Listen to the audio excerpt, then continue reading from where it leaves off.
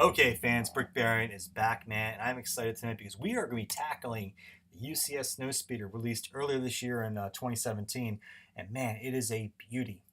If you were lucky enough to be around like I was as a little kid back in 1982, you would have had one of these from Kenner. And this was, if you have one still in the box, if it's in really good shape, near mint to mint condition, you can expect to get between $500 to $2,000 for one of these bad boys.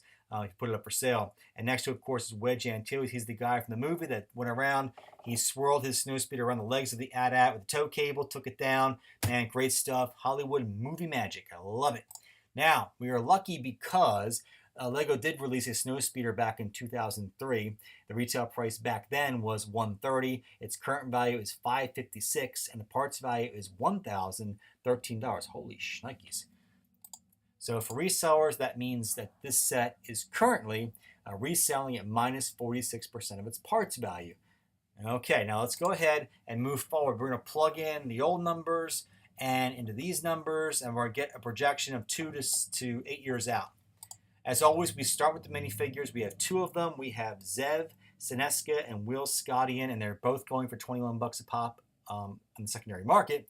And yes, they do have room to grow. I don't want to speculate how high I think they'll go, but just know this, that they will increase in value over the course of time. So parts value on the set is 301, and that's it's an average spread. Nothing to get too excited about there. It would have been great to see 400 bucks on that, but you don't typically get that on most sets. So now you're going to see I have two projections up here. The first one is the raw numbers. If we plug the raw numbers in, 2 years after the Snowspeeder retires, it'd be a 162 reselling. Well, listen, we all know from our experience, and we also know from a lot of other things, that that's just not going to happen. So what I did was I took the minus 46% and plugged the minus 20 in instead. Now, I got the minus 20 because I've seen a lot of sets 2 years after retirement reselling at minus 20% of their parts value. So I thought it was applicable here to plug it in. And that gives a price of $240, which I feel is, it's much better. It's much closer.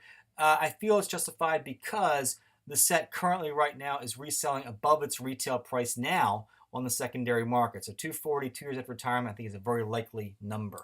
Now, 8 years out, looking at our raw numbers without any modifications, we get a price of $349. On the low side, I can tell you from experience, even though this set has much higher inventories than the previous set, I do think $349 is low. I'm more comfortable with a price of $400 or above. Now, I will say there's one major difference between these two Snowspeeders. Back in 2003, you have to understand, Lego investing wasn't as hot as it is now. There were fewer people doing it back then, and a lot of these sets, not a lot were bought for reselling, and not a lot were kept for very long periods of time. So that's kind of influencing those massive prices you're seeing on the 2003 Snowspeeder. So we have to temper our expectations a little bit on this set, but I do think 400 bucks 6 to 8 years out after retirement is very reasonable. So bottom line is the good news is the set is already reselling above its retail value on the secondary market, and it's a UCS set, so you buy it and you enjoy it and you stack it away. You'll make some money on it. So that's the Brick Bearing. And as always, folks, I want to thank you for watching. And check me out on Patreon, and I will see you later.